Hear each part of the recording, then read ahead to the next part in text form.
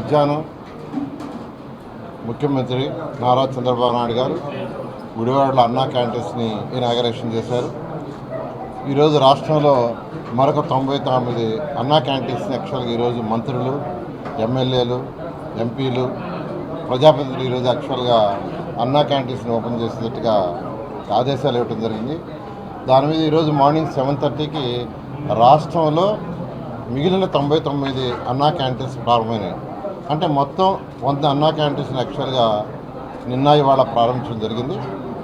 2014-19లో 203 అన్నా క్యాంటీన్స్ని ఆ రోజు ముఖ్యమంత్రి గారు పర్మిషన్ ఇవ్వడం జరిగింది.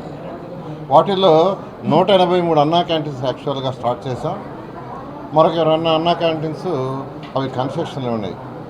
అయితే గత ప్రభుత్వం, వైఎస్ఆర్సీ ప్రభుత్వం రాగానే అన్నా క్యాంటీన్స్ని క్లోజ్ చేశారు. అసలు ఎందుకు క్లోజ్ చేశారో ఏమో కూడా తెలియదు. కేవలం 5 రూపాయలతో ప్రతి పేదవాడు చక్కగా భోంచేస్తున్నాడు. చక్కటి ఎన్విరాన్మెంట్. సో భారతదేశంలో బహుశా ఎక్కడ కూడా ఇలాంటి ఎన్విరాన్మెంట్ ఎక్కడ అన్నా క్యాంటీన్స్ లేవు. క్యాంటీన్స్ ఫస్ట్ టైం ఆంధ్రప్రదేశ్లో ఇలాంటి ఎన్విరాన్మెంట్, చక్కటి ఎన్విరాన్మెంట్ క్రియేట్ చేసి 203 అన్నా క్యాంటీన్స్ని శాంక్షన్ చేసి 183 స్టార్ట్ చేస్తే గత ప్రభుత్వం మూసేసింది.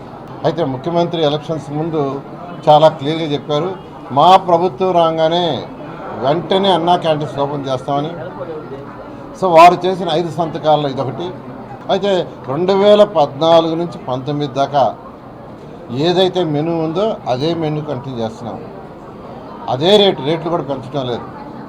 క్వాలిటీ ఫుడ్, టేస్టీ ఫుడ్ ఉండేటట్టుగా చేయటం జరిగింది.